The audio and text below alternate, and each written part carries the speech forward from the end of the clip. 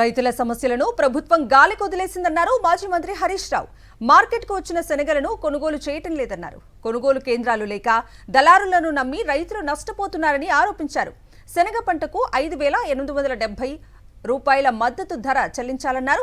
సంగారెడ్డి జిల్లా సదాశివపేట మార్కెట్ను సందర్శించిన హరీష్ రావు రైతులకు ఇబ్బంది లేకుండా కొనుగోలు చేపట్టాలని డిమాండ్ చేశారు.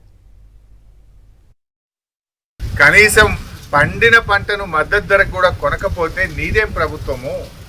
నువ్వు కాంట్రాక్టర్లకు, బినామీల కోసమో, మధ్య దళారుల కోసమో, బ్రోకర్ల కోసమో, పైరవీకారుల కోసం ఉందా నీ ప్రభుత్వం? రైతుల కోసం ఉందా? రైతులంటే ఎందుకంత చిన్న చూపు?